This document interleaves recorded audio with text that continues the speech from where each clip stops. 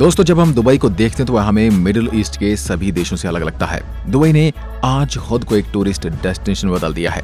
तेल के भरे देश के बीच दुबई एक अकेला शहर है जिसकी जीडीपी का 1% से भी कम हिस्सा कच्चे तेल के कारोबार से आता है।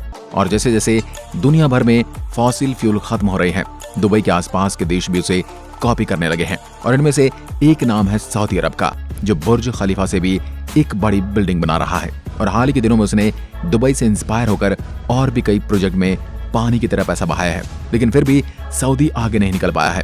और आज यह सारा पैसा बर्बाद हो चुका है।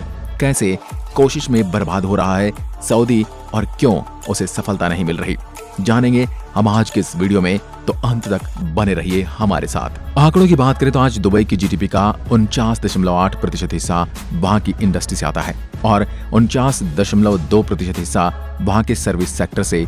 इसके अलावा वहां का एग्रीकल्चर सेक्टर भी जीडीपी में 0.9% की कंट्रीब्यूशन करता है।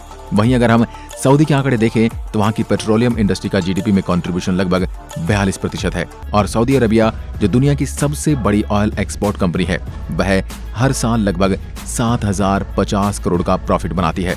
2050 आते आते अब सऊदी के तेल के कुएं सूखने लगेंगे तो इनकी जीडीपी का इतना बड़ा हिस्सा सीधा ही गायब हो जाएगा। इसलिए सऊदी ने टूरिज्म पर फोकस करना शुरू कर दिया है, जिसमें से सबसे बड़ा प्रोजेक्ट है जेदा टावर, जिसे द किंगडम टावर भी कहते हैं। सऊदी का प्लान था कि वह इसे 1600 मीटर लंबा बनाए, यानी बुर्ज खलीफा की हाइट से लगभग 2 गुना, लेकिन उसमें बहुत खर्च आने वाला था। बुर्ज खलीफा को बनाने में लगभग 10,800 करोड़ रुपए का खर्च आया था। जेदा टावर की जब टोटल कॉस्ट निकाली गई थी तो वह 2,12,000 करोड़ को पार कर गई और उसकी कंस्ट्रक्शन 2013 में शुरू कर दी गई थी। लेकिन उसके बाद सऊदी को एहसास हुआ कि इतना पैसा एक ही प्रोजेक्ट पर खर्च करना उनके लिए अच्छा नहीं होगा, जिस वजह से उन्होंने बाद में इस टावर की हाइट को 1600 मीटर से 1000 मीटर कर दिया। लेकिन यहाँ पर सऊदी ने गलती ये की कि उन्होंने अपने बजट को भी घटा दिया और इसे 9,750 करोड़ का कर दिया, जो कि बुर्ज खलीफा से भी कम था। यानी सऊदी बुर्ज खलीफा से बेहतर बिल्डिंग भी बनाना चाहता था और साथ ही उसे पैसे भी बचाने थे। ये टास्क लगभग नामुमकिन था, जिस वजह से इस प्रोजेक्ट में कई सारी रुकावटें आनी शुरू हो गई। लेकिन यह रुकावट तो अभी कुछ भी नहीं थी। इसके बाद आया साल 2017। इस साल सऊदी क्राउन प्रिंस मोहम्मद बिन सलमान ने बयाद के एक होटल में सऊदी के सभी अमीर बिजनेसमैन और पॉलिटिशियंस को कैद कर लिया और उन सभी पर करप्शन के चार्ज लगा दिए। कुछ लोग तो मानते कि इनमें से कुछ लोगों को टॉर्चर तक किया गया, जिसके कई सबूत बाद में मीडिया में मिले। होटल में कैद लोगों को 2 ऑप्शन दिए गए थे, या वो अपनी संपत्ति में से करप्शन का पैसा सऊदी अरब के हवाले कर दें या फिर जिंदगी भर जेल में रहे। इस एक घटना से सऊदी अरब को 8,25,000 करोड़ रुपए की रिकवरी हुई। लेकिन परेशानी ये थी कि जिन बिजनेसमैन को सऊदी ने कैद किया था, उनमें से कई वह लोग थे जिनके पास जेदा टावर को बनाने की जिम्मेदारी थी। इस घटना से नाराज होकर इन लोगों ने अलग अलग बहाने देकर जेदा टावर के काम को रोक दिया। 2017 से 2021 तक जेदा टावर के ऊपर कोई काम नहीं हुआ। अब दोबारा से 2022 में उस पर काम चालू हो गया है। लेकिन सऊदी अरब ने जो 4 साल बर्बाद कर दिए, इस कारण उनका खर्च और बढ़ गए हैं। अभी सवाल यह आया है, क्या सऊदी को यह टावर बनाना भी चाहिए या नहीं। स्काई स्क्रैपर को इसलिए बनाया जाता है क्योंकि शहरों में जगह नहीं होती है और इसलिए लोगों को बड़ी बड़ी बिल्डिंग बनानी पड़ी ताकि वह लोग वहां रह सके।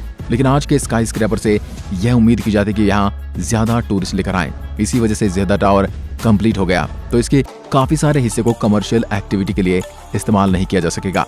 चीन ने भी शंघाई टावर के साथ यही गलती की थी, जिस वजह से शंघाई टावर एक फेल्ड प्रोजेक्ट माना जाता है।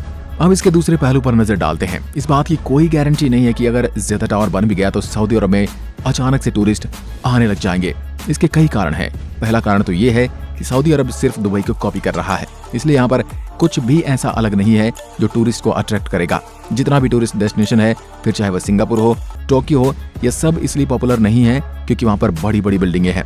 टूरिस्ट यहाँ पर वहाँ की कल्चरल और फूड को एक्सपीरियंस करने के लिए आते हैं, न सिर्फ बड़ी बड़ी बिल्डिंगों को देखने। सऊदी के पास भी इस्लाम है जो इसके कल्चर को दुनिया भर में शुरू करते हुए वह लोगों को अट्रैक्ट कर सकते हैं। लेकिन सऊदी इस दिशा में ज्यादा कोशिश नहीं कर सकता है। ऊपर से सऊदी की छवि भी दुनिया भर में ज्यादा अच्छी नहीं है। वहाँ पर सख्त लॉज हैं और तो और माइनॉरिटी को यहाँ पर ज्यादा आजादी नहीं मिलती। वहाँ पर शराब पीना भी इलीगल है। अब इतनी सब रेस्ट्रिक्शन एक देश रखेगा तो भी जब उसके पास दिखाने के लिए कुछ भी ओरिजिनल नहीं है तो कोई भी टूरिस्ट वहाँ आना नहीं चाहेगा। इसके अलावा दुबई ने खुद को पहले से ही इस अरेबियन किंगडम वाली मार्केटिंग में एक बड़े प्लेयर के रूप में एस्टैब्लिश कर लिया है और वहाँ के कानून भी सऊदी से कहीं ज्यादा लिबरल हैं। तो अगर कोई टूरिस्ट बड़ी बड़ी बिल्डिंग और डिजर्ट लाइफस्टाइल को एक्सपीरियंस करना चाहता है तो वह सऊदी की जगह दुबई को ही हमेशा चूज करेगा।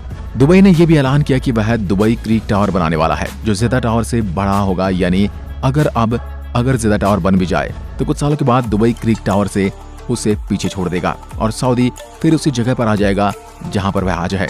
इस बात के प्रमाण हम भी साफ देख सकते हैं। सऊदी ने 28,500 करोड़ रुपए खर्च करते हुए एक इंटरनेशनल एयरपोर्ट बनाया था, जो टूरिस्ट को अट्रैक्ट करने के लिए था। इसके अलावा सऊदी ने कुछ सालों से टूरिस्ट वीजा देना भी शुरू कर दिया था, लेकिन परिणाम क्या निकला? यह एयरपोर्ट आज भी ज्यादातर खाली ही दिखता है, क्योंकि किसी के मन में सऊदी एक टूरिस्ट डेस्टिनेशन की तरह स्ट्राइक नहीं करता है। एक और कारण है जो सऊदी को इस टूरिज्म की रेस में पछाड़ देता है, वो है फ्लाइट। यूएई के पास एमिरेट फ्लाइट्स हैं, कतर के पास कतर एयरलाइंस है। ये दोनों ही यहाँ की सरकारी एयरलाइंस है, जो पैसेंजर को एक रॉयल एक्सपीरियंस देती हैं। क्योंकि ये सरकारी एयरलाइंस है, इसलिए लोग प्रॉफिट के बारे में नहीं सोचते और ज्यादा से ज्यादा बढ़िया सर्विस देने की कोशिश करते हैं। इस वजह से यहाँ की इकोनॉमी क्लास में बैठे पैसेंजर भी बिजनेस क्लास का अनुभव करते हैं और इससे इनके देश की छवि भी सुधरती है। एमिरेट्स में बैठने वाले पैसेंजर के मन में जिज्ञासा उठती है कि कभी दुबई या अबू धाबी को देख कर आया जाए।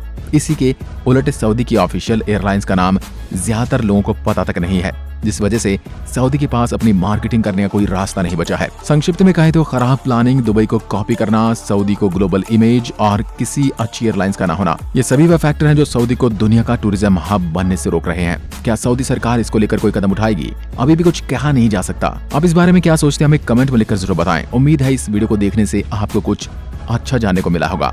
दोस्तों, अगर आपको ये वीडियो पसंद आया तो इसको लाइक और शेयर जरूर करें।